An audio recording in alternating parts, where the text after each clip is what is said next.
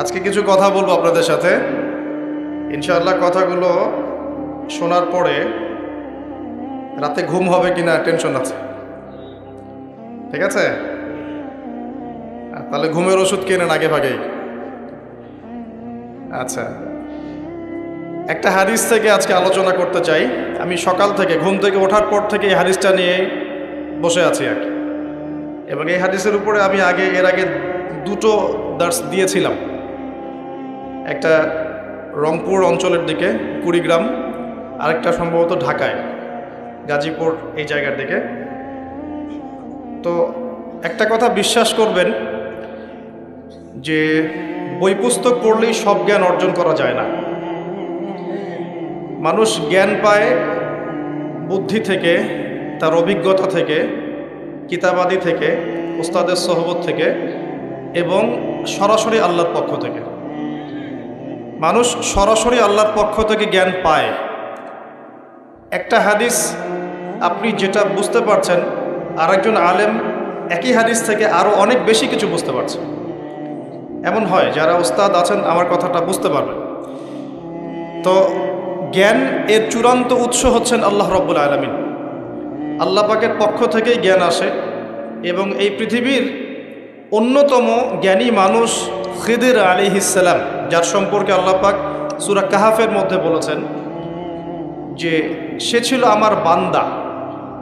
ফাওয়াজাদা আবদাম মিন ইবাদিনা, মূসা আলাইহিস সালাম আমার বান্দাদের মধ্যে একজন বান্দাকে পেলেন। মানে মূসা আলাইহিস সালাম খিদির আলাইহিস সালামকে পেলেন। ফাওয়াজাদা আবদাম মিন ইবাদিনা, এই খিদির সম্পর্কে আল্লাহ পাক বলছেন খিদিরকে আমি আমার পক্ষ থেকে রহমত দিয়েছি। কি দিয়েছি? রহমত দিয়েছি। ওয়া আল্লামনাহু মিন লাদুন্না ইলমা, এবং আমি আল্লাহ আমার পক্ষ থেকে খিদিরকে জ্ঞান শিক্ষা দিয়েছি। তো আল্লাহর পক্ষ থেকে জ্ঞান আসে, এটাই চূড়ান্ত, এবং এই জ্ঞানটার উৎস হচ্ছে আল্লাহর ওয়াহি, অর্থাৎ কোরআন এবং সুন্নাহ। এখন এই কোরআন এবং সুন্নাহর জ্ঞানটা হচ্ছে একটা মহাসাগরের মতো। 100 বছর এগুলো নিয়ে গবেষণা করলেও এই মহাসাগরের এক ফোঁটা জ্ঞান আমরা অর্জন করতে পারবো না। এটাই বাস্তব। এ কারণেই জ্ঞানী মানুষটা কখনো জ্ঞানের অহংকার করে না। যার ভিতরটা পরিপূর্ণ সে খুব একটা বাজে না। খালি কলসি যেগুলো সেগুলো বাজে, ভরা কলসি যেগুলো সেগুলো কিন্তু বাজে না। সাগরের কথা একটা লেকচারে বলেছিলাম, সমুদ্রের নিচে অনেক সম্পদ আছে, কিন্তু সমুদ্র খুব শান্ত থাকে। যার ভিতর যত বেশি সম্পদ, যত বেশি জ্ঞান, যত প্রজ্ঞা, সে তত শান্ত বিনয়ী হয়। আর যার ভিতরে জ্ঞান কম, যার ভিতরে সম্পদ কম, প্রজ্ঞা কম, হিকমা কম, তার লাফালাফি তত বেশি হয়। কোনো কোনো ক্ষেত্রে আমরা দেখেছি, দুর্ভাগ্যজনক, বাংলার জমিনে এগুলো আমাদের দুর্ভাগ্য, আমাদের জন্য লজ্জা, আমাদের অপমান, যে ওয়াজ মাহফিলের প্যান্ডেলগুলোকে কোনো কোনো জায়গায় সার্কাসের মঞ্চ বানিয়ে ফেলা হচ্ছে। মানুষকে ডিজে জিকির শেখানো হচ্ছে, মানুষকে উঠবস করানো হচ্ছে, কোনো কোনো ক্ষেত্রে মানুষকে চা কফি খাওয়ানো হচ্ছে স্টেজের মধ্যে। আর সুবহানাল্লাহ, এই শ্রেণীর মানুষ যখন আলেমদের বিরুদ্ধে কথা বলা শুরু করছে, তার বুঝতে আর বাকি নাই যে দিন ইসলাম কোন জায়গায় চলে যাচ্ছে দিন দিন। কিছু কিছু মানুষ যাদেরকে নিয়ে ট্রল করত, তারা এখন এমপি পদের ভোটে লড়ছে। আর আমাদের সমস্যা কি জানেন? আমরা খুব ইস্যু পাগল আর ট্রল পাগল জাতি। এটা আমাদের একটা চরম বাজে অভ্যাস, বাজে স্বভাব। জাতিগতভাবে আমাদের সবচেয়ে বাজে স্বভাবগুলোর মধ্যে একটা হচ্ছে আমরা ট্রল পাগল জাতি আর ইস্যু পাগল জাতি। ট্রল করতে করতে করতে করতে ওই ব্যক্তিকে আপনি এখন এমপি বানিয়ে দিচ্ছেন। ট্রল করতে করতে তোমরাই ফেসবুক আর ইউটিউবার যারা আছো, তোমরা ট্রল করে কন্টেন্ট বানাতে বানাতে ওদের মেসেজগুলো সবার ঘরে ঘরে পৌঁছে দিয়েছো। এখন তারা এমপি পদে লড়ছে। আবার ধর্মীয় ক্ষেত্রে যাদেরকে ট্রল করেছো, ট্রল করতে করতে করতে করতে তোমরা এখন তাদেরকে আলেম বানিয়ে ফেলেছো। তারা এখন বড় বড় আলেমদের ভুল ধরা শুরু করে, মানুষকে ওয়াজ মাহফিলের মধ্যে সার্কাস শেখাচ্ছে, মানুষকে এমন জিকির শেখাচ্ছে যে জিকিরের সাথে রাসূল সাল্লাল্লাহু আলাইহি ওয়াসাল্লাম সাহাবীদের দূর দূরান্তের কোনো সম্পর্ক নাই। শুধু উমর রাদিয়াল্লাহু আনহু যদি বেঁচে থাকতেন সবগুলোকে পিটাই সাইজ করে ফেলাইতেন। আল্লাহর কসম করে বলছে, বিশ্বাস করেন, ওমর রাদিয়াল্লাহু আনহুর মতো একজন শাসক যদি থাকতো না, তাহলে সব ডান্ডা মেরে ঠান্ডা করে ফেলানো যেত। এক ব্যক্তি উটের পিঠে একটা বোঝা চাপিয়ে দিয়েছিল। ওমর রাদিয়াল্লাহু আনহু যুগের কথা বলছে। উটের পিঠে বোঝা চাপিয়ে দিয়েছে, এই বোঝায় উট চলতে পারছে না, নুয়ে পড়ছে। ওমর রাদিয়াল্লাহু আনহুর হাতে একটা লাঠি ছিল, এই লাঠি দিয়ে সেই ব্যক্তিকে ডেকে তিনি দুটো মাইট দিলেন। দেওয়ার পরে ওই ব্যক্তি বলছে, বিআইয়ি যামবিন আমিরুল মুমিনিন, কোন পাপের কারণে আমাকে মারলেন হে আমিরুল মুমিনিন? তিনি বলছেন যে তুমি কি জানো না যে নবী সাল্লাল্লাহু আলাইহি ওয়াসাল্লাম পশু প্রাণীর অধিকার নিয়ে কথা বলেছেন? তোমার পিঠে যদি এই বোঝা চাপাতাম তুমি কি নিতে পারতে? তোমার কি এই পশু বা প্রাণীর প্রতি কোনো দয়া মনোভাব নাই? এর কোনো হক নাই তোমার কাছে? এত সূক্ষ্ম ছিল তার বিচার, এত সূক্ষ্ম ছিল। আপনারা জানেন না, মনে পড়ে না ওই ঘটনা যে মায়ের বাচ্চারা না খেয়ে শুয়ে আছে, কান্নাকাটি করছে। আমিরুল মুমিনিন ছদ্মবেশে রাত্রেবেলা ঘুরে বেড়াতেন। যখন দেখলেন যে শিশু কান্না করছে, জিজ্ঞাসা করলেন কেন কান্না করছে? বলছেন ফিল আলজু আমিরুল মুমিনিন, ক্ষুধার কারণে। হাদা ওয়াল্লাহি হাদা বাইনি ও বাইনা ওমর, আল্লাহর কসম করে বলছি এটা ওমর আর আমার মাঝখানের ব্যাপার। এই মহিলা বলছে। ওমর রাদিয়াল্লাহু আনহুর কলিজাটা কেঁপে উঠেছিল। তিনি বলেছেন আল ফারাজুন করিব ফান্তাজিরি, অপেক্ষা করো হে আমার বোন, নিশ্চয়ই উদ্ধার নিকটেই। ফরজন করিব। তিনি ওখান থেকে চলে গেলেন মদিনায় হেঁটে হেঁটে। সেখানে গিয়ে নিজের পিঠে সে আটা বা ময়দা যেটা বলি আমরা, এগুলোর বস্তা উঠালেন, জব এই টাইপের উঠিয়ে নিজে হেঁটে হেঁটে এই বস্তা কাঁধে বহন করে মহিলার বাসা পর্যন্ত এসে নিজ হাতে তাকে রান্নাবান্না করিয়ে বাচ্চাটাকে খাইয়ে দিলেন। তারপর আল্লাহর কাছে ইস্তেগফার করছে। এই সময় তার পাশে একজন সাহাবী ছিলেন, তার নাম ছিল আসলাম রাদিয়াল্লাহু আনহু। তিনি বলেছিলেন আনা আহমিলু ইয়া আমিরুল মুমিনিন, হে আমিরুল মুমিনিন আমাকে দিন, আমি বোঝাটা বহন করি।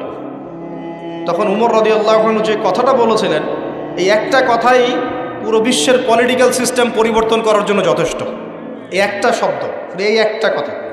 সেটা কি? তিনি বলছেন হাল তাহমিলু উজরি ইয়াউমাল কিয়ামাহ, তুমি আজকে আমার এই আটার বস্তা বহন করতে চাচ্ছ আসলাম, কালকে আমাদের মাঠে কি তুমি আমার পাপের বোঝা বহন করবে? হাল তাহমিলু উজরি ইয়াউমাল কিয়ামাহ, তুমি কি কিয়ামতের মাঠে আমার পাপের বোঝা বহন করবে, আমার দায়িত্ব বহন করবে? আমি যে আমিরুল মুমিনিন, আমাকে আল্লাহ পাক বিশাল দায়িত্ব দিয়েছেন, যখন হিসেব নেবেন তুমি কি আমার পাপের হিসেব দিবে? এই একটা সেন্টেন্স যদি প্রত্যেক পলিটিশিয়ানের কলিজার মধ্যে ঢুকে যেতে পারে, সোনার বাংলা ইসলামিক খেলাফত কায়েম হয়ে যাবে। সিস্টেম কোথায়? উমর রাদিয়াল্লাহু আনহুর। আর এই বিশ্ব চলছে কিভাবে? এখন বেশি বললেও সমস্যা, বেশি বলাও যাবে না। আধ্যাত্মিকভাবে এই জন্যে আল্লাহর কাছে তওবা করে ফিরে আসার দাওয়াত তো দেওয়া যাবে নাকি? আল্লাহ রাব্বুল আলামিন যাকে যত বড় দায়িত্ব দিয়েছেন তার কাছে তত কঠিন হিসাব নেবে, এটা চূড়ান্ত। এই স্টেটমেন্ট আপনি পাল্টাতে পারবেন। আল্লাহ পাক যাকে যত বড় দায়িত্ব দিয়েছেন তার কাছ থেকে তত বড় হিসাব নেবেন। যার দায়িত্ব যত কম তার হিসেব তত আসান। হিসেব কঠিন হবে মূলত দুই শ্রেণীর মানুষের। এক, যারা এই যে আমরা দিন ইসলামের রিপ্রেজেন্টেটিভ, দিনের আলেম, দিনের বক্তা, দিনের দায়ী, দিনের মুফতি, মুহাদ্দিস, মুফাসসির, আমাদের হিসেব কঠিন। আর সেই দিনের কাণ্ডারি হয়ে দিনকে আজকে কোনো কোনো জায়গায় রঙ্গমঞ্চ বানিয়ে ফেলা হয়েছে। একটু ভয়ও করে না, বুকটাও কাঁপে না। ওয়াজ মাহফিল স্টেজে বসে মানুষকে দিনের নসিহত করার তো দূরের কথা, ডিজে জিকির শেখানো হচ্ছে, উল্টাপাল্টা জিকির শেখানো হচ্ছে, লাফালাফি করা হচ্ছে, হাসি তামাশার পাত্র বানানো হচ্ছে, ট্রল করা হচ্ছে, ফাইজলামি শুরু করেছে ওয়াজ মাহফিল নিয়ে। একটা ঘন্টা 1.5 ঘন্টা মানুষ কথা বলবে, দূর দূরান্ত থেকে মানুষ এসেছে, প্রতিটা সেকেন্ড এবং মিনিট এখানে ইম্পর্টেন্ট। মানুষ এসেছে একটা কনস্ট্রাকটিভ কোনো বিষয়ে আলোচনা শুনতে। বেহুদা মার্কা জিকির দেখতে এসেছে, লাফালাফি লাভঝাপ দেখতে এসেছে। তারা এখানে ফাইজলামি করতে আসছে, মাথা ঝাঁকাচ্ছে আর হুহা করছে আর গান গাচ্ছে আর গীত গাচ্ছে আর কি যে করতেছে, আস্তাগফিরুল্লাহ, কি একটা অবস্থা। এগুলো ইসলাম? আপনাদের মনে হয় নবী সাল্লাল্লাহু আলাইহি ওয়াসাল্লাম মসজিদ নববীতে বসে এগুলো করতেন? আর সাহাবীরা বসে থাকতেন সামনে এভাবে? চিন্তা করা যায়। আর সমকালীন প্রেক্ষাপটে যে বড় বড় ইস্যুগুলো আছে, এগুলোকে সম্পূর্ণ এড়িয়ে গিয়ে এমন কিছু বিষয় নিয়ে সময় অতিক্রম করা হয়, টাইম পাস করা হয়, যেগুলোর সাথে বর্তমান প্রেক্ষাপটে কোনো সম্পর্কই না। কার মাসিকের কি মাসালা, কার হাইজ নেফাসের কি মাসালা হলো, হ্যাঁ, বাসায় 2টা আয়না থাকলে 2টা আয়নাতেই চেহারা দেখার সময় কি দোয়া করতে হবে, কত কি মানুষের মাথায়, কত ইম্পর্টেন্ট প্রশ্ন এখন মানুষের। এখনকার বিশ্বে, চলমান বিশ্বের সবচেয়ে ইম্পর্টেন্ট ইস্যু চলছে এখন মূলত 3টা। কয়টা? একটা চলে গেছে করোনা ইস্যু, এটা একটা ওয়ার্ল্ড অ্যাফেয়ার্সের বড় ইস্যু ছিল। এখন চলছে ইউক্রেন রাশিয়ার ইস্যু, যেটার সাথে পুরো বিশ্বের অর্থনৈতিক সিস্টেম জড়িত আছে এবং পুরো বিশ্বের মধ্যে বড় ম্যাসাকার একটা যুদ্ধ জড়িত আছে, যেটা যদি হয়, আল্লাহ না করুক, পুরো বিশ্ব জুড়ে, তাহলে বিশ্বের বড় বড় রাষ্ট্রগুলোরও পতন হয়ে যেতে পারে, আল্লাহ ভালো জানে। জনগণের অবস্থা খুব খারাপ হবে। একটা মেজর ইস্যু চলছে ইউক্রেন রাশিয়া ইস্যু। এখানে মুসলিমদের কি ভূমিকা, মুসলিম দেশগুলোর কি ভূমিকা, বৈশ্বিক সংকটে আমরা কিভাবে সারভাইভ করব, কিভাবে সারভাইভ করব, এগুলো কোনো ইস্যুই না এখন। এই জ্ঞানই তো নাই মাথায়। এ কারণেই তো টাইম পাস করতেছে বসে বসে। টাইম পাস করলে তো হাদিয়া দিবেন। আপনারা তো দেখতে চান কতক্ষণ ওয়াজ করলো, কি ওয়াজ করলো সেটা তো আপনার জানার বিষয় না। অডিয়েন্স দেখতে চায় কতক্ষণ ওয়াজ করলো, মাহফিল কমিটি দেখতে চায় কতক্ষণ ওয়াজ করলো, কি বলছে সেটা তো ফ্যাক্ট না আপনার কাছে। আধা ঘন্টার লেকচারে মানুষ এত দামি কথা বলতে পারে, যেটা মানুষ একদিন লেকচার করে দিলেও দিতে পারবে। এবং যার যত বেশি জ্ঞানের গভীরতা, তার কথা তত সংক্ষিপ্ত হয়। একটা হাদিসের মধ্যে আসছে, রাসূল সাল্লাল্লাহু আলাইহি ওয়াসাল্লাম একজন সাহাবী বলেছেন, এটা আসার হাদিস না, এটা আসার, সাহাবীদের একটা চিহ্ন, তাদের থেকে আসছে। তারা বলছেন, যখন তোমরা দেখবে জুমার খুতবা হচ্ছে খুব লম্বা, অনেক লম্বা খুতবা হচ্ছে, নামাজ খুব সংক্ষিপ্ত, তখন বুঝবা ওই যুগটা হচ্ছে অজ্ঞদের যুগ। কিসের যুগ? কারণ অজ্ঞদেরকে বোঝাতে অনেক সময় লাগে। একটা বিষয়, সহজ বিষয় বোঝাতে অনেক সময় লাগবে, কারণ কিছুই বোঝে না তারা, প্রত্যেকটা বিষয় খুঁটিনাটি বোঝাতে হয়। আর যখন দেখবে যে জুমার খুতবা হচ্ছে সংক্ষিপ্ত, নামাজটা হচ্ছে লম্বা, বুঝবে এই যুগটা জ্ঞানী মানুষদের যুগ। কারণ জ্ঞানী মানুষদেরকে বেশি কথা বলতে হয় না, টাচ দিলে বুঝতে পারে কি বলতে যাচ্ছে তারা, কি ওয়াজ করতেছে, কি ওয়াজ করতেছে সেটা বড় কথা না, কতক্ষণ ওয়াজ করছে এটা এখন বড় কথা হয়ে গেছে। তো এগুলো চলছে, এই মেজর ইস্যু, যেটার সাথে পুরো বিশ্বের অর্থনীতি, রাজনীতি, সমরনীতি, ফাইন্যান্স, গ্যাসের দাম, তেলের দাম, ভোগ্য পণ্যের দাম, নিত্য প্রয়োজনীয় পণ্যের দাম, রেমিটেন্স, আপনার ডলার রিজার্ভ, মুদ্রাস্ফীতি, সব জড়িত হয়ে আছে ইউক্রেন রাশিয়া ইস্যুর সাথে। সব কিছু জড়িত এই ইস্যুটার সাথে, কোনো আলাপ নাই। আচ্ছা, ওটা বাদ দেন, আমাদের না ওটা। এখন 4টে ইস্যু চলছে, কোরআন পুড়িয়ে দেয়া চলছে না? পশ্চিমারা কোরআন পুড়িয়ে দিচ্ছে। কোরআনের প্রতি এত ক্ষোভ কেন? কেন পোড়াচ্ছে? এটা কি ওদের বাক স্বাধীনতা? এখন কি মানবতা বিরোধী অপরাধ হচ্ছে না? এটা কি সন্ত্রাসবাদ নয়? এটা কি নব্য সাদা চামড়ার জঙ্গিবাদ নয়? এটা কি ব্লাসফেমি নয়? ধর্মর অবমাননা নয়? এই কাজটা যদি আমরা করতাম, আমরা যদি আল্লাহ না করুক, আমরা তো করবো না, কারণ আমরা এসবে যাই না। আমাদের মধ্যে কোনো মুসলিম ভাই আল্লাহ না করুক যদি অন্য কোনো ধর্মগ্রন্থ পোড়াতো, তাহলে আপনার কি মনে হয় অবস্থা এমন থাকতো? টুটি চিপে ধরতো, কলার চিপে ধরতো। এখন কিছু হয় না, এখন ব্লাসফেমি হয় না, মানবতার বিরোধী অপরাধ হয় না, এটা সন্ত্রাসবাদ না, এটা জঙ্গিবাদ না। তারা যে সারা বিশ্বে প্রত্যেক মুসলিম কান্ট্রিতে লক্ষ লক্ষ মুসলিম ভাই বোনদেরকে হত্যা করছে, এটা জঙ্গিবাদ না, এটা সন্ত্রাসবাদ না। ওরা তো ছেলেদের বিয়ে করে, ন্যাংটা হয়ে ঘোরাফেরা করে, উলঙ্গ হয়ে ঘোরাফেরা করে। ওদের সমাজে এক একটা মেয়ে বিয়ের আগে 10 বার করে সেক্স করে, কমপক্ষে এক একটা ছেলে বিয়ের আগে 10-20টা মেয়ের সাথে সাধভোগ করে। ওরা আমাদেরকে শেখায় এখন সভ্যতা কাকে বলে, ওরা আমাদেরকে শেখায় জ্ঞান কিভাবে শিখতে হবে, ওরা আমাদেরকে যে মতবাদ শেখায় আমরা সেটা কাটপেস্ট করে প্রয়োগ করি। সব কিছু ওদের থেকে আসতেছে আমাদের। আমরা আমাদের গায়রত, কুরআন এবং সুন্নাহ আদর্শ হারিয়ে ফেললাম, এতই দুর্বল হয়ে গেলাম। তো ওরা যে কোরআন পুড়িয়ে দিচ্ছে, এই ইস্যু নিয়ে কয়টা ওয়াজ শুনেছেন? কয়টা প্রশ্ন শুনেছেন? মানুষের প্রশ্ন মাশাআল্লাহ, এত সূক্ষ্ম সূক্ষ্ম প্রশ্ন। ভাই সুবহানা রাব্বিয়াল আযীম 3 বার জায়গায় 4 বার পড়লে কি গুনাহ হবে? কি বিশাল প্রশ্ন আপনার। মানে এই প্রশ্নের উত্তর না জানলে অবস্থা খারাপ হয়ে যেত। একজন আমাকে বলেছিল যে এত হাইথটের বিষয় নিয়ে, টপিক নিয়ে কথা বলার কি দরকার, অজু আর গোসলের মাসালা শেখানো যায় না, এটা বলতেছে। হ্যাঁ, খুব অ্যাগ্রেসিভ আমার প্রতি, পারলে মাইট দেয় আমাকে তখন। তা বললাম যে সারা জীবন কি ওযু আর গোসলের মাসালাই শিখবেন? এটা তো মানুষ নুরানি ক্লাসে শিখে শেষ করে, মক্তবে শিখে শেষ করে ওযু কেমন করে করতে হয়, গোসল কেমন করে করতে হয়। একটা সময় মুসলিমরা পুরো বিশ্বকে নেতৃত্ব দিত। মানে আমরা যদি বিশ্বের কোনো দেশকে বলতাম ওঠো, ওরা উঠতো, বসতো, বলতাম বসো, বসতো। এই জায়গায় আমরা ছিলাম একদিন দুই দিন না, প্রায় 1200 বছর। কত বছর? 1200 বছর। এই জেনারেশন কি এই কথাটা জানে সত্যি? এই জেনারেশনের কত পার্সেন্ট মানুষ এটা জানে? কত পার্সেন্ট যুবক এটা জানে যে আমাদের শেকড় কোথায়? এই উপমহাদেশে ইসলাম কিভাবে এসেছে, ইউরোপে ইসলাম কিভাবে গেছে, ওরা কিভাবে ইসলাম বিদ্বেষী হলো, কয়টা ক্রুসেড হয়েছে, কয়টা ক্রুসেড তারা লঞ্চ করেছিল, কতবার তারা আমাদের উপর আক্রমণ করেছে, কেন তারা পুরো বিশ্ব জুড়ে মুসলিমদেরকে আজকে মেরে ফেলতে চায়, ডমিনেট করতে চায়, কেন চায়, উদ্দেশ্য কি ওদের, কেন কোরআন পড়িয়ে দিচ্ছে, এর সাথে কি শত্রুতা? আল্লাহ পাক কোরআনকে বলছেন যে ওয়ালাকাদ সাররাফনা ফি হাযাল কুরআন লিন-নাস মিন কুল্লি মাসাল, আমি এই কোরআনের মধ্যে মানব জাতির জন্য সমস্ত বিষয় বর্ণনা করেছি। বলে সুবহানাল্লাহ। আল্লাহ পাক বলছেন ওয়া নাযালনা আলাইকাল কিতাব, হে নবী আমি তোমার প্রতি এমন কিতাব নাজিল করেছি তিবিয়ানান লিকুল্লি শাই, যে কিতাবটা প্রতিটা বিষয়কে ব্যাখ্যা করবে। ওয়া হুদা ওয়া রাহমাতান, এটা হেদায়েত এবং এটা রহমত। ওয়া বুশরা লিল মুসলিমিন, মুসলিমদের জন্য এটা বুশরা, সুসংবাদ। তো এত সুসংবাদে পরিপূর্ণ বইটাকে কেন পড়াচ্ছে তারা? কার প্রতি বিদ্বেষ? কেন কোরআনকে সহ্য করতে পারছে না? কারণ কোরআন ওদের সমকামিতার বিরুদ্ধে, কোরআন ওদের সুদের বিরুদ্ধে, কোরআন ওদের জুলুমের বিরুদ্ধে। কোরআন পৃথিবীর সমস্ত জুলুমের বিরুদ্ধে দাঁড়িয়ে যাবে। কোরআন পর্নোগ্রাফির বিরুদ্ধে, কোরআন এই জিনার বিরুদ্ধে, কোরআন ওদের সমস্ত নোংরামির বিরুদ্ধে। এই কারণেই কোরআনের সাথে এত শত্রুতা।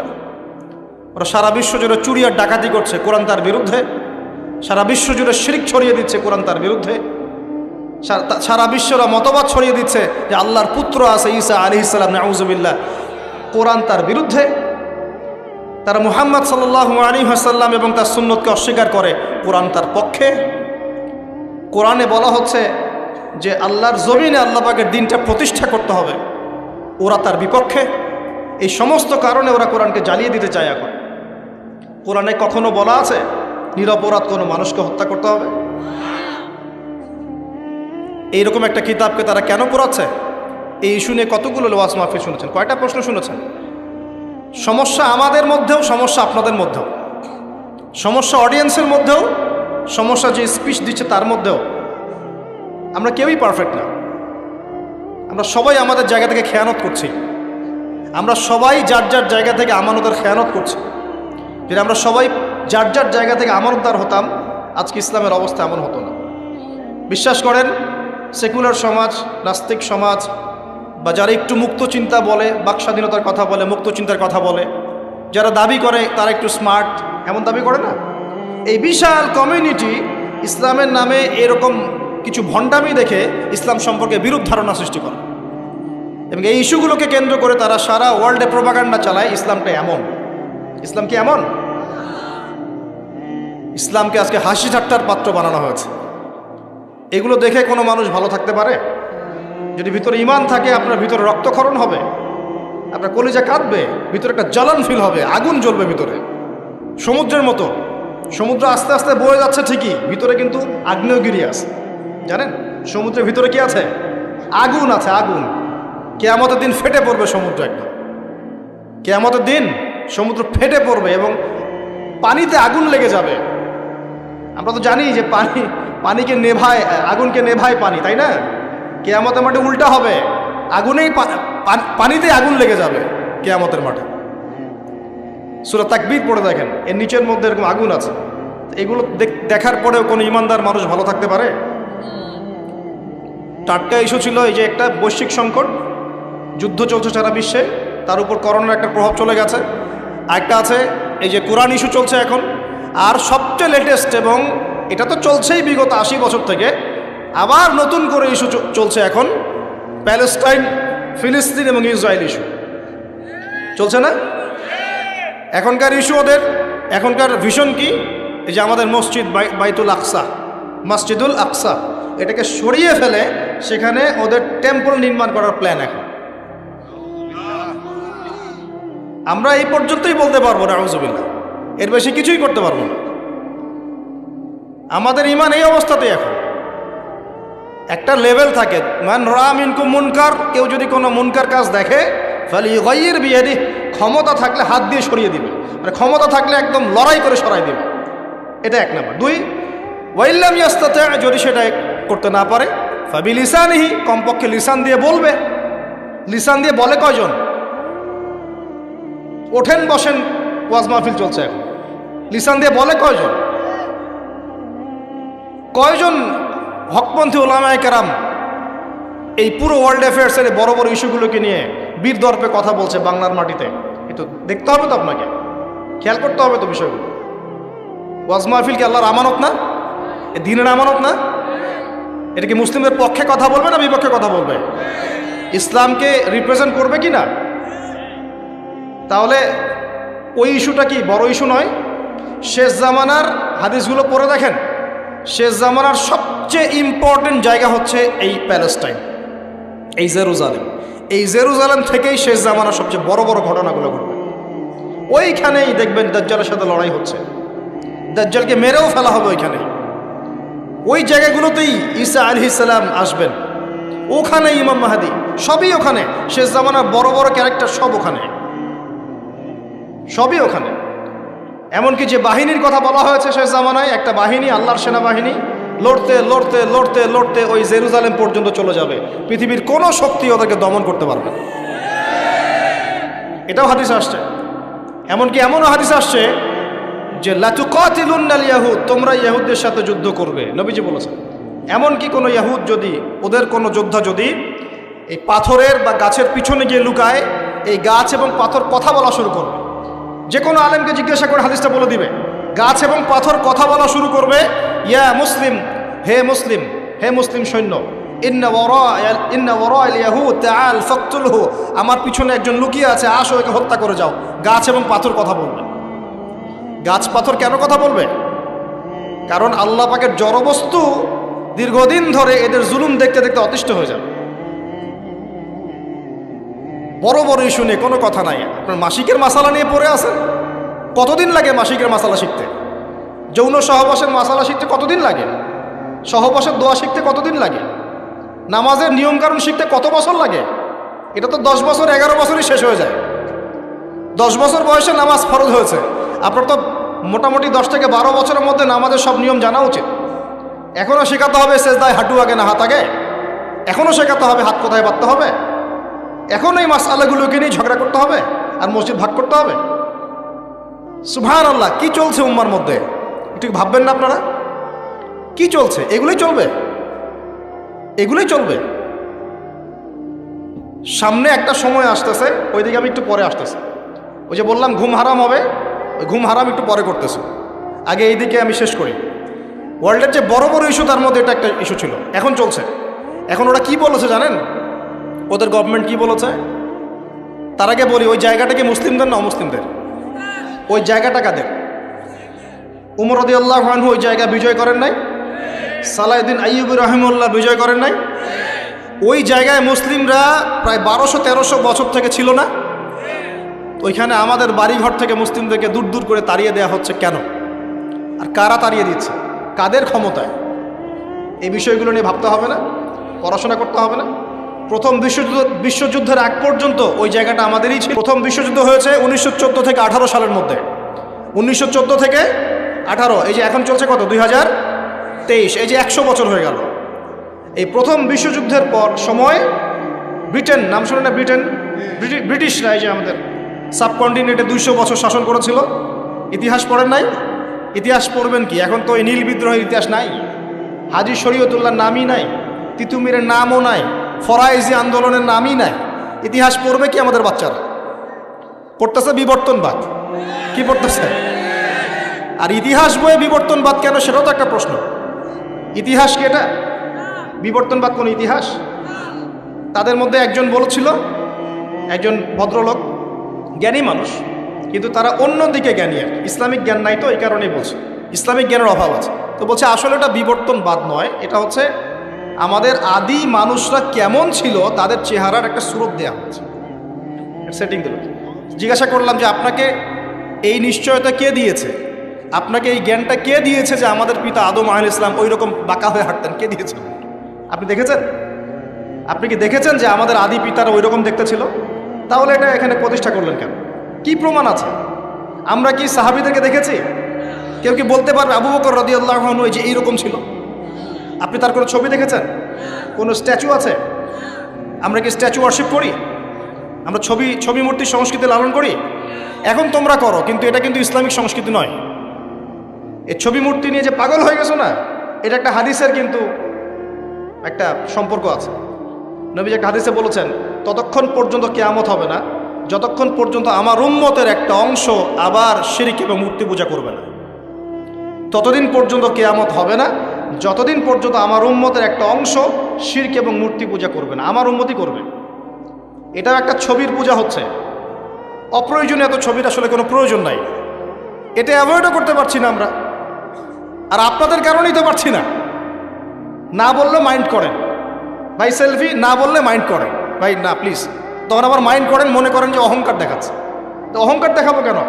এটা তো নিষেধ হাদিসে। অপ্রয়োজনীয় কেন তুলবেন? কোনো প্রয়োজন নাই, এটা কোনো নেকিও নাই। মুসাফা করলে গোনা ঝরে যায়। মুসাফা করলে কি হয়? গোনা, দুজন মুমিন মুসাফা করছে, বিচ্ছেদ হওয়ার আগেই সব সগীরা গোনা ঝরে পড়ে গেছে। সেলফি উঠালে কি নেকি হবে? কি গোনা ঝরবে? এই সংস্কৃতি পরিবর্তন হয়ে যাচ্ছে তো। এগুলো বললে অনেকে বুঝতে চায় না, মনে করে যে ভাই মনে হয় অহংকার দেখাচ্ছে। এটা অহংকারের কিচ্ছু না। ছবি মূর্তির সংস্কৃতি আমাদের নয়। আমাদের সংস্কৃতি দোয়া এবং মুসাফার সংস্কৃতি। সালাম, দোয়া, মুসাফা, এর মধ্যে কল্যাণ। আসসালামু আলাইকুম, আপনার উপর শান্তি বর্ষিত হোক। ভাই ওয়ালাইকুম আসসালাম, আপনাদের উপরেও শান্তি বর্ষিত হোক। মুসাফা করলেন, গোনা ঝরে গেল, বারাকাল্লাহ ফিক, আল্লাহ আপনাকে বরকত দান করুন, শেষ। তো যেখান থেকে আসলাম যে এটাও কিন্তু আমরা কি দেখেছি আমাদের পূর্বপুরুষদের এরকম ছবি ছিল? তাহলে এটা কনসেপ্ট কোত্থেকে আসলো যে আগে এমন, তারপর একটু এমন, তারপর একটু এমন, তারপরে এমন? কোত্থেকে আসলো এটা? তো এই জিনিসগুলো কেন ইনপুট করা হচ্ছে? আচ্ছা যাই হোক, ওইদিকে আমি পরে আসছি। এই জায়গাটা 1914 থেকে 18-এর মধ্যে ওদের হাতে চলে গেছে। কার হাত ধরে গিয়েছে? এই ব্রিটিশদের হাত ধরে। আচ্ছা, ব্রিটিশটা কি এই উপমহাদেশে ভালো কাজ করেছে না খারাপ কাজ করেছে? কোনো কোনো ক্ষেত্রে তারা মুসলিমদের চেয়েও ভালো কাজ করেছে। বলবো কোথায় কোথায়? ব্রিটিশ আমলের একটা ব্রিজ দেখবেন, একটা ব্রিটিশ আমলের ব্রিজ আজকেও ভাঙে নাই, এখনও ভাঙে নাই, সুন্দর চলছে না? এরকম আছে না কনস্ট্রাকশন? আর আপনি ব্রিজ তৈরি করতেছেন, আমি করতেছি, আমরা কিছু কাজ করতেছি, 2 দিনে ভেঙে যাচ্ছে, এক বছরে ভেঙে যাচ্ছে, 10 বছরে ভেঙে যাচ্ছে। কারণ কি? কি কারণ? কারণ কি? তো এই ক্ষেত্রে ওদের অবকাঠামোগত কাজটা ভালো হয় নাই? রেল লাইন ছিল, কারা তৈরি করেছে? চলতেছে না এখনো? দুনিয়াবি কাজ যখন তারা করে, এমনভাবে করে যাতে 100 বছর টিকে থাকে। এটা তো প্রশংসা করতে হবে নাকি? আধ্যাত্মিকভাবে ধর্মীয় ক্ষেত্রে তার প্রচুর জুলুম করেছে, করে নাই? জুলুম করেছে। ওরা ডিভাইড অ্যান্ড রুলে বিশ্বাসী ছিল। মানুষকে ভাগ করে দিবে দলে দলে, এবং মানুষ আপোষে মারামারি করতে থাকবে।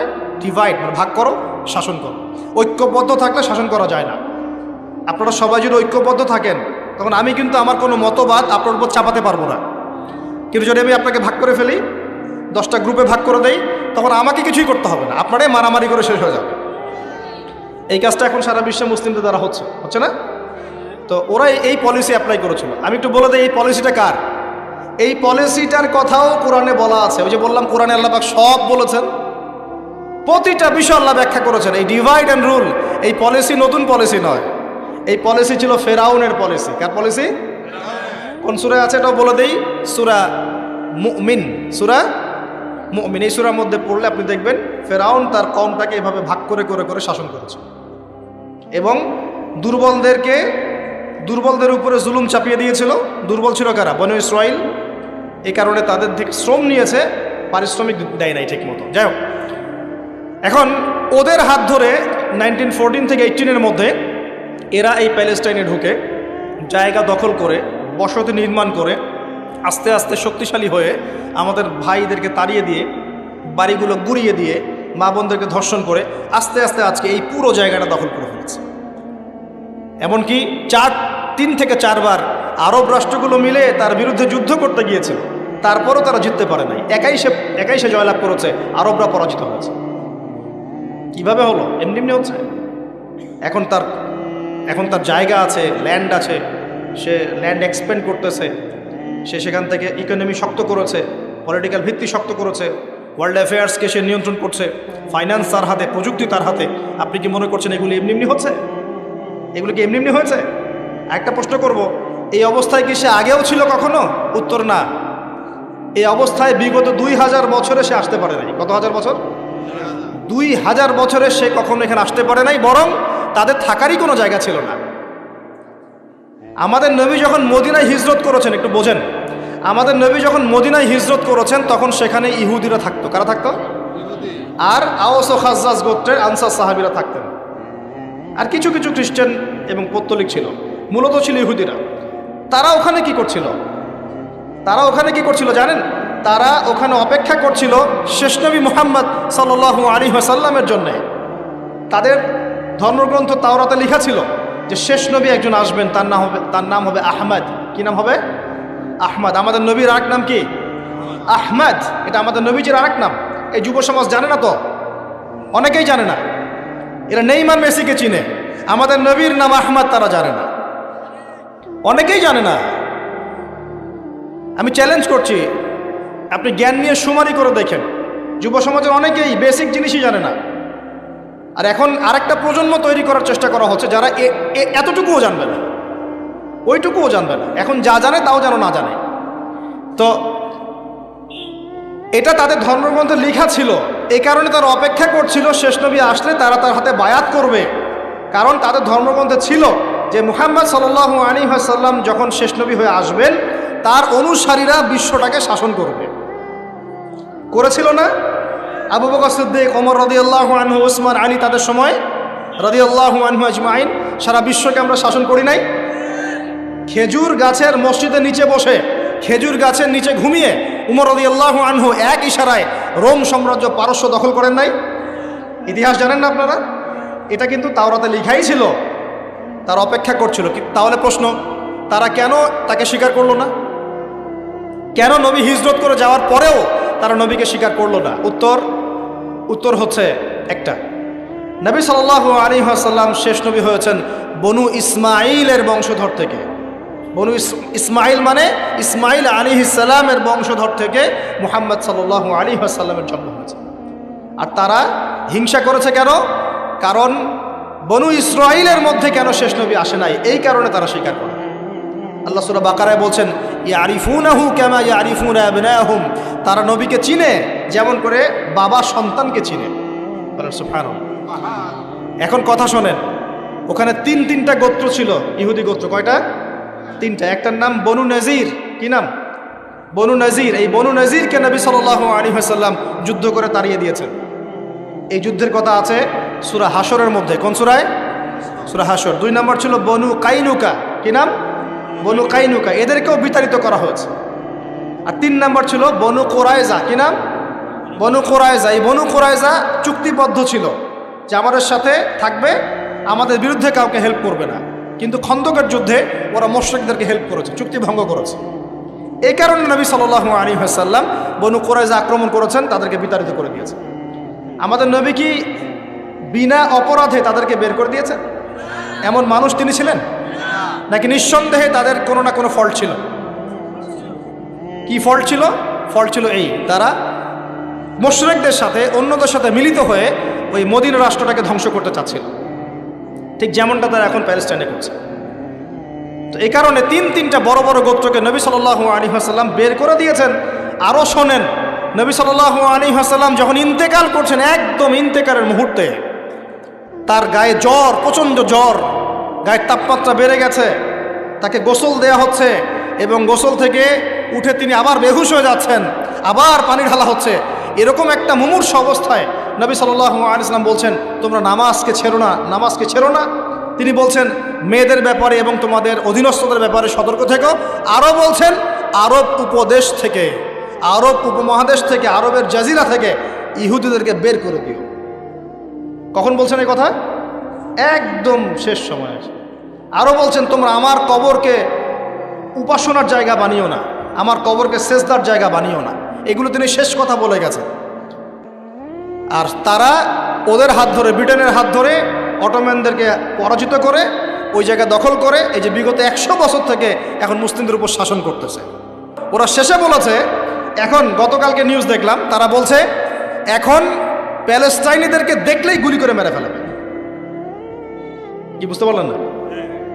এখন এত হাই লেভেলে চলে গেছে ওদের এগ্রেশনটা যে দেখলেই গুলি মারে দেবে। দেখলেই গুলি মারতে হয় কখন? এটা কি যুদ্ধক্ষেত্র? এটা কি ব্যাটল হচ্ছে? দেখলেই গুলি মারতে হবে শত্রুকে? ও কি শত্রু? যে তার বাড়ি ফিরে যাচ্ছে, যে বলছে যে মসজিদে আকসা আমি নামাজ পড়তে চাই, ওখানে নামাজ পড়ার অধিকার নাই আমার? ওখানে নামাজ পড়ার অধিকার মুসলিমদের নাই? ওটা আমাদের পবিত্র জায়গা না? তো নামাজ পড়তে গেলে তুমি গুলি করে মারি দিবা? আর এইসব বিগার ইস্যুসগুলো বাদ দিয়ে আমরা এগুলো নিয়ে পড়ে থাকবো? কমপক্ষে মুখ দিয়ে তো প্রতিবাদ করতে পারবো, যাতে কারণ আল্লাহর কাছে আমরা বলতে পারি আল্লাহ মুখ দিয়ে বলেছে। কমপক্ষে হাত দিয়ে পারি নাই, মুখ দিয়ে বলেছে। আর মুখ দিয়ে না পারলে কি করতে হয়? সবই কলবিহি, অন্তর থেকে কি ঘৃণা করতে হয়। তো অন্তর থেকে ঘৃণা করবেন কখন? যখন জানবেন তখন। তো জানাবে কে আপনাকে? যে আপনার সামনে বসে আছে, এ তো আপনাকে দিন শেখাচ্ছে না, আপনাকে সার্কাস শেখাচ্ছে। তো প্রিয় ভাইয়েরা, সচেতন হন। এই দুনিয়ার জীবনটাকে নিয়ে হেলায় খেলায় নষ্ট করে দিয়েন না। জ্ঞান অর্জন করেন, পরিস্থিতি বোঝেন, আমল বাড়িয়ে দেন, হালাল খান।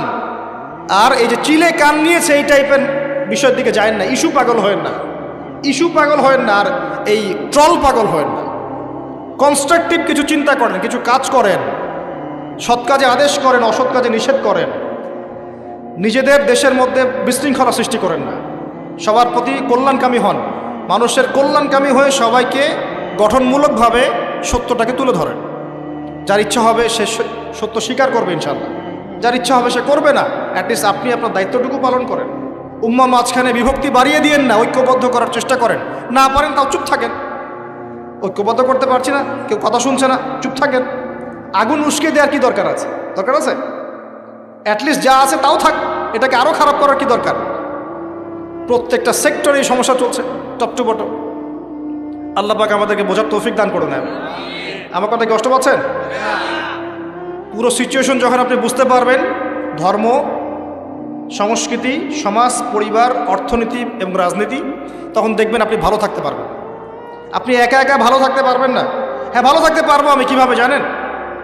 মনে করেন আমি টুকটাক কিছু আর্ন করি, এখন আমি চাল ডাল কিনে বাসায় মজুত করে রাখি, বউ বাচ্চা কাচ্চাকে নিয়ে টুকটাক খাই, মসজিদে যাই আসি, যাই আসি, যাই আসি, বাস এটা আমার কাজ। ঠিক আছে? কারোর সাথে কথাও বলি না, কারোর সাথে এভাবে মিশিও না। আমি কারো ডানেও নাই, বামেও নাই, ওখানেও হ্যাঁ, এখানেও হ্যাঁ, ওখানেও না, এখানেও না, মানে তালগোল পাকানো। আপনি ভালো থাকতে পারবেন, রিল্যাক্স, একদম ভালো। কি দরকার এসব বলার? কি দরকার শোনার? কি দরকার ভাবার? আছি তো, চলছে, চলুক। এভাবে চলতে থাকলে একদিন দেখবেন ফিতনা আপনার দরজার সামনে এসে হাজির হয়েছে। একদিন না একদিন দেখবেন আপনিও ভালো থাকতে পারবেন না, ফিতনা আপনার দরজার সামনে চলে আসবে। দেখবেন খুব ভালো ছিলেন, কিন্তু দেখবেন আপনার মেয়েটাকে বাইরের কেউ নিয়ে চলে গেছে। হচ্ছে না এমন? খুব পরেশগার মানুষ, কারো ডানে বামে নাই, কিন্তু পরিবার ইসলাম প্রতিষ্ঠা করতে পারে নাই, মেয়েটা বাইরে চলে গেছে পালায়। ছেলেটা দেখবেন মদের আসরে বসে আছে। ঠিক আছে? নিজের বাচ্চার ভবিষ্যৎ ঠিক নাই, অনেক সমস্যা। শোনেন প্রিয় ভাইরা, নিজে একা একা ফিতনা থেকে বেঁচে থাকা যাবে না। ফিতনা থেকে বেঁচে থাকা যাবে না, এর দলিল কোরআনেই আছে। ওয়াত্তাকু ফিতনা, ওয়াত্তাকু ফিতনাতান লা তুসিবান্নাল্লাযীনা যালামু মিনকুম খাসসা। আল্লাহ বলছেন তোমরা সেই ফিতনা থেকে বেঁচে থাকো। আল্লাহর কথা শোনেন, আল্লাহ পাক বলছেন তোমরা সেই ফিতনা থেকে বেঁচে থাকো, যে ফিতনা শুধু জালেমদের উপর খাস করে আসবে না, মানে সবার উপরেই আসবে। বলেন তো, সুদের ফিতনা সবার উপরে আসে নাই?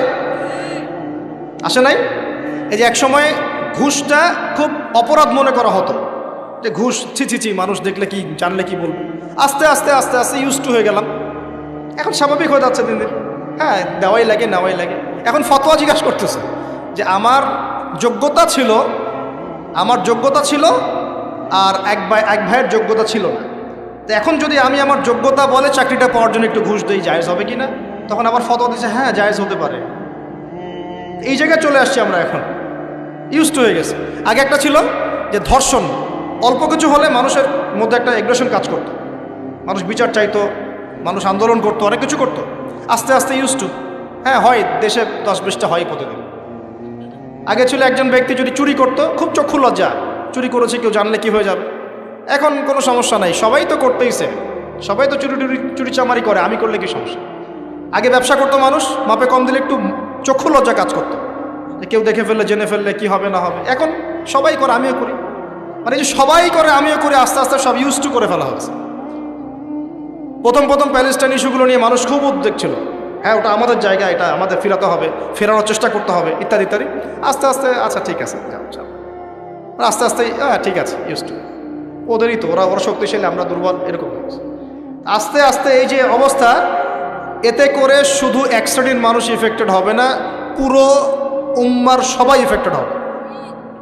আস্তে আস্তে এই সমস্যাগুলোর ফলাফল আপনার আমার বাসার দরজায় যদি না আসছে, নাম বদলে ফেলবো ইনশাআল্লাহ। সবার দরজায় এই ফিতনাগুলো আসবে। এখন আমি একটা হাদিস শুধু আপনাদেরকে বলবো আজকে, এই একটা হাদিস থেকে আমি আলোচনা গুটিয়েও নিব, এবং শেষের দিকে আমি কিছু স্পেশাল নসিহত করব আগামী রমজানের জন্য। কিসের জন্য? মনে আছে রমজানের কথা? এতটুকু যে আলোচনা শুনলেন, তাতে একটা জিনিস আপনার কাছে স্পষ্ট, যে পুরো বিশ্বের প্রেক্ষাপট কিন্তু ভালো না এবং মুসলিমদের অনুকূলে না। এই জায়গায় নাকে তেল দিয়ে সবাই ঘুমিয়ে যাওয়ার, ইবাদত করবো, এই সুযোগটা নাই। এখন প্রথমে জ্ঞান অর্জন করতে হবে। কি করতে হবে? জ্ঞান অর্জন, তারপর সচেতনতা, তারপর বেশি বেশি আমল করা, নিজের হায়াতটাকে মূল্যায়ন করা। এরপর দরকার হবে আমার পরিবারটাকে আগে ঠিক করা। কি করা? আগে পরিবার ঠিক করা, নিজের পরিবারের জিম্মাদারি আগে, তারপরে আমার রিজিকের সোর্সটাকে হালাল করে তোলা।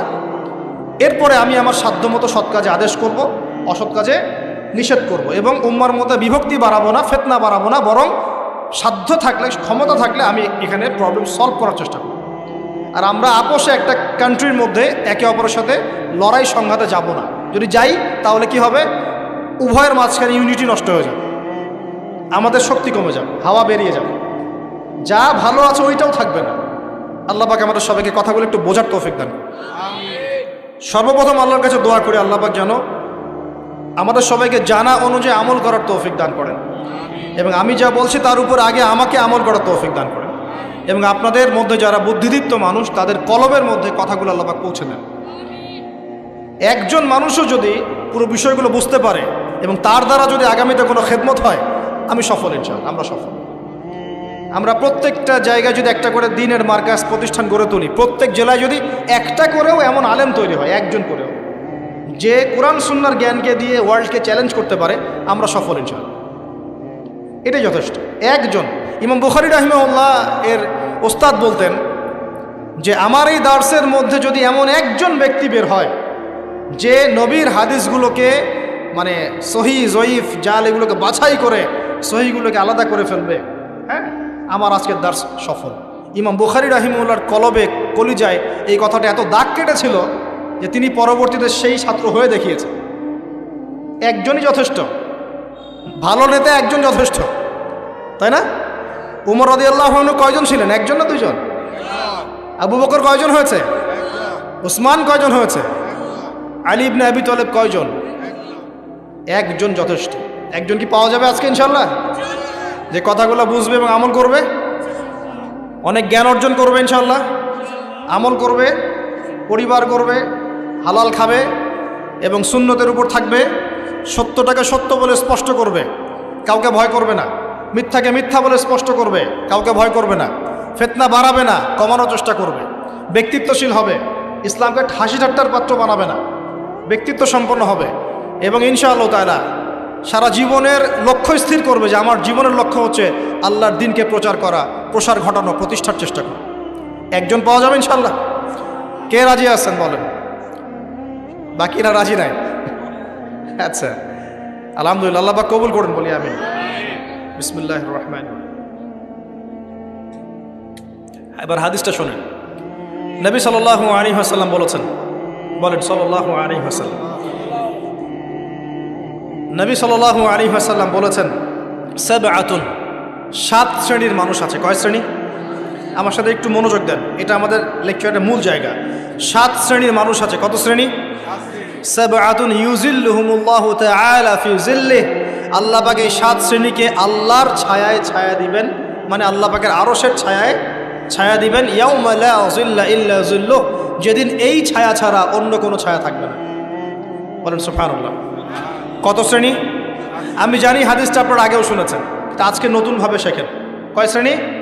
7 শ্রেণী। কোথায় ছায়া পাবে? আরশের ছায়ায়। ওই দিন অন্য কোনো ছায়া থাকবে না। এই ছায়া ছায়া পাবে মানে সে কি জান্নাতি না জাহান্নামী? তার কোনো টেনশন হবে? কোনো হিসাব নিকাশের টেনশন, কোনো ভয়, কোনো কিয়ামতের বিভীষিকা কিচ্ছু নাই। একদম সুকুন, ইতমিনাল, একদম নিরাপদ। আচ্ছা, 1 নাম্বার, আগে সিরিয়াল ওয়াইজ বলি, তারপরে আপনাকে বোঝাচ্ছি। 1 নাম্বার হচ্ছেন ইমামুল আদিল। কি নাম? ইমামুন আদিল, মানে ন্যায়পরায়ণ শাসক। ন্যায়পরায়ণ শাসক রাষ্ট্রের শাসক হতে পারে, সমাজের হতে পারে, পরিবারেরও হতে পারে। যেখানে যে দায়িত্বশীল তাকেই তার দায়িত্বশীল বলা হয়।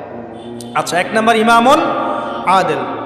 2 নাম্বার ওয়াশাবুন, এই যে তুমি যুবক, ওয়াশাবুন যুবক, নাশআ ফি ইবাদাতিল্লাহি তাআলা, যে আল্লাহ পাকের ইবাদতে তার যৌবন বিলিয়ে দিয়েছে। কে সেটা? যুবক না বৃদ্ধ? কি করেছে? আল্লাহর ইবাদতে জীবন যৌবনটাকে বিলিয়ে দিয়েছে। বিলিয়ে দেওয়ার মানে কি? বিলিয়ে দেওয়া মানে কি পার্ট টাইম মুসলিম হওয়া না ফুল টাইম মুসলিম হওয়া? ফুল টাইম মুসলিম। আচ্ছা, সে কি কোরআন হাদিসের অংশ মানবে না পুরোটা মানবে? আলহামদুলিল্লাহ। 3 নাম্বার রজুলুন, এমন ব্যক্তি, কলবুহু, যার কলব, কলব মানে কি? অন্তর, মুআল্লাকুন ফিল মসজিদ, মসজিদের সাথে অন্তর কি থাকে? ঝুলে থাকে। এটা কি সত্যি সত্যি কলিজা ঝুলে থাকে না টান? কি বোঝানো হচ্ছে? মসজিদের সাথে কি টান? ওই যে মোবাইল ফোনের সাথে যেমন হয়েছে আর কি, এখন ওইটাই হয়েছে না মোবাইলের সাথে। এখন রজুলুন কলবুহু মুআল্লাকুম বিল মোবাইল, এখন হয়েছে এরকম যে এমন ব্যক্তি যার অন্তর কি হয়? মোবাইলের সাথে ঝুলে থাকে, থাকে না? সবার, আমার সহ সবার ফোন সার্চ করলে দেখা যাবে যে আমরা লাস্ট হয়তো 1 ঘন্টা 2 ঘন্টা আগে লাস্ট টাইম আমরা হোয়াটসঅ্যাপ চেক করেছি, ফেসবুক চেক করেছি, আমরা ইউটিউব চেক করেছি। কিন্তু যদি আমল নামা দেখা হয়, দেখা যাবে লাস্ট 1 মাসেও কোরআন চেক করে নাই, লাস্ট 2 মাসেও হাদিসের একটা বই খুলে দেখে নাই। আল্লাহ পাক আমাদেরকে বোঝার তৌফিক দান করুন, এইরকম খারাপ বদ অভ্যাস থেকে বেরিয়ে আসার তৌফিক দান করুন। এখানে 3 নাম্বার, সেই ব্যক্তি যার কলব কোথায় ঝুলে থাকে? মসজিদে, মানে মসজিদের সাথে টান, জামাতে নামাজ পড়ার ব্যাপারে আগ্রহ থাকে। 4 রজুলান, 2 ব্যক্তি। কয় ব্যক্তি? রজুলানি তাহাব্বানি ফিল্লাহ ইজতামা আলাইহি ওয়া তাফাররাকা আলাইহি, 2 ব্যক্তি যারা আল্লাহর জন্য পরস্পরকে ভালোবাসে, একত্রিত হয় আল্লাহর জন্যই, বিচ্ছেদ হয় কার জন্যে? আল্লাহর জন্য। আচ্ছা, বুঝাচ্ছি একটু পরে, সিরিয়ালটা বলে নেই। 5 নাম্বার কে? ওয়ারজুলুন, আরেকজন ব্যক্তি, দাত ইমরাআতান, যে ব্যক্তিকে কোনো মহিলা ডাকলো। এখানে ডাকলো মানে আসলে জেনার জন্য কি করলো? ডাকলো। দাত ইমরাআতান যাত মানসাবিন ওয়া জামাল, যে মহিলার সৌন্দর্য আছে, খুবই সুন্দরী এবং উচ্চ বংশের কোনো মহিলা বা মেয়ে ডেকেছে জেনা করার জন্য একজন ব্যক্তিকে। সে বলছে ইন্নী আখাফুল্লাহ, আমি আল্লাহকে ভয় করি। এ কিন্তু যুবক হতে পারে, যুবকদেরকে এরকম বেশি প্রলোভিত করা হয়। 6 ওয়ারজুলুন, আরেকজন ব্যক্তি, তাসাদ্দাকা বিসাদাকাতি, সে সদকা করেছে। কি করেছে? সদকা, দান সদকা করেছে। হাত্তা লা তা'লামা শিমালুহু মা তুনফিকু ইয়ামিনু, এমনকি তার বাম হাত জানে না ডান হাত কি দান করেছে। ঠিক আছে, এত গোপনে সে দান করে যে তার বাম হাত জানে না ডান হাত কি দান করেছে। আর 7 নাম্বার রজুলুন যাকারাল্লাহ খালিয়ান, যে ব্যক্তি আল্লাহকে ডাকে, খালিয়ান মানে গোপনে, নীরবে, নিভৃতে, একাকী আল্লাহকে ডাকে। ফাদাত আইনাহু, তার চোখ দিয়ে টপ টপ করে পানি পড়তে থাকে। কয় শ্রেণী? 7 শ্রেণী। এবার বোঝেন, এটা বোঝার আগে একটু আকাশের দিকে তাকাবেন আজকে বাসায় গিয়ে, বা যেদিন আকাশে ভরপুর তারা উঠবে সেদিন দেখবেন। আকাশে তারা দেখেছেন কখনো? এখন তো সময় নাই, এগুলা মানুষ ব্যস্ত, আকাশে তারা দেখার সময় নেই। আল্লাহ পাক সূরা মুলক পড়তে বলেছেন রাত্রেবেলা, তাই না? সূরা মুলক পড়তে বলেছেন কখন? রাতের বেলা পড়লে কবরের আযাব থেকে বেঁচে থাকবে ইনশাআল্লাহ। আর ওই সূরাতেই দেখবেন প্রথম পৃষ্ঠাতেই আছে এই মহাকাশ তারকার কথা।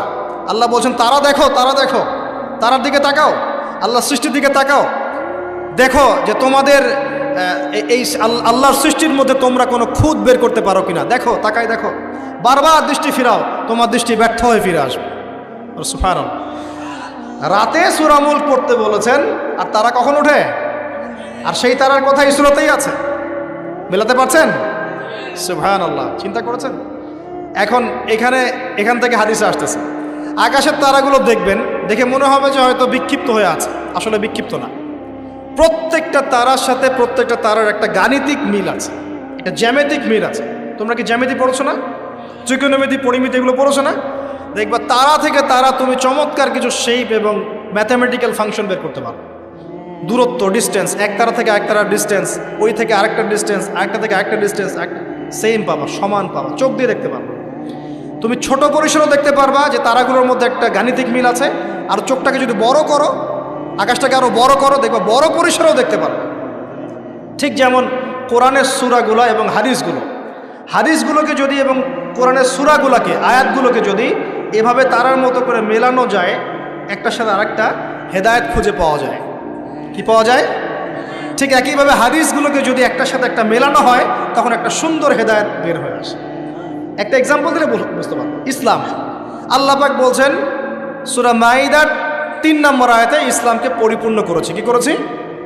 ইসলামকে পরিপূর্ণ করেছি। আবার আল্লাহ পাক বলছেন সূরা আলে ইমরানে গিয়ে, এই পরিপূর্ণ দিন বাদ দিয়ে কি তোমরা অন্য কোনো দিন তালাশ করছো? আবার আল্লাহ পাক সূরা আলে ইমরানের শুরুর দিকে নিয়ে গিয়ে বলছেন, এই পরিপূর্ণ দিনই আল্লাহর কাছে একমাত্র দিন। মানে একটার সাথে একটা মেলাবেন, আপনি ডটগুলো মেলালেই আপনি একটা রেজাল্ট পাবেন আর কি, যে কোনো মাসালায়, যে কোনো বিষয়। এখন আসেন এই হাদিসটার দিকে ফোকাস করেন। এখানে যে সিরিয়ালটা বলা হয়েছে, 7টা সিরিয়াল, এই 7টা সিরিয়ালের মধ্যে তারার মতো করে আপনাকে একটা মিল সেতু বন্ধন বের করতে হবে। প্রথমে কার কথা বলা হয়েছে? ন্যায়পরায়ণ শাসক। এই ন্যায়পরায়ণ শাসকটাকে আপনি প্রথমে না বুঝে পরে বোঝেন। 2 নম্বরে কার কথা বলা হয়েছে? সেই ব্যক্তি যে তার যৌবন আল্লাহর পথে দিয়েছে, এটাকে আপনি পরে বোঝেন। প্রথমে তুলে নিয়ে আসবেন 3 নম্বরটাকে। কয়টাকে? প্রথমে তুলে নিয়ে আসবেন কোন নাম্বারটা? 3 নাম্বার। প্রথমে হচ্ছে রাজুলুন কলবুহু মুআল্লাকুম বিল মসজিদ, এমন ব্যক্তি যার হৃদয়ে মসজিদের সাথে ঝুলন্ত থাকে। মানুষের নামাজ ফরজ হয় কত বছর বয়সে? হ্যাঁ, 10 বছর। আচ্ছা, 7 বছর বয়সে তোমরা ছেলেদেরকে নামাজের প্রশিক্ষণ দাও, আর 10 বছর হয়ে গেলে নামাজ না পড়লে পিটাও। তাহলে 10 বছর থেকে নামাজ মোটামুটি ফরজ, ঠিক আছে? তাহলে মানুষ কি আগে শাসক হয় না আগে মুসল্লি হয়? আগে কি হয়? মানুষ আগে মুসল্লি হবে না আগে শাসক? আচ্ছা, তার মানে প্রথমে আমাদেরকে হেদায়েত দিতে হবে, আমাদের সবাইকে 5 ওয়াক্ত নামাজ আগে ঠিক করে করতে হবে। ঠিক আছে কথা? রজুলুন, আমার আপনার অন্তর থাকবে মসজিদের সাথে ঝুলন্ত, মানে আপনি নামাজের ব্যাপারে খুব পাবন্ধ হবেন, ইবাদতগুলো আগে ঠিক করবেন। নামাজের পর আরও ইবাদত আছে না? জিকির, আজগার, তাসবিহ, তাহলিল, জ্ঞান অর্জন, হ্যাঁ, আপনার নফল নামাজ, সুন্নত, মোস্তাহাব, অনেক আমল আছে না? এই আমলগুলো হলো আগে। এরপর এই আমলগুলো করার সবচেয়ে সেরা সময় কোনটা? কিশোর বয়স, যৌবনকাল না বার্ধক্য? এই আমলগুলো করার সবচেয়ে উত্তম টাইম কোনটা?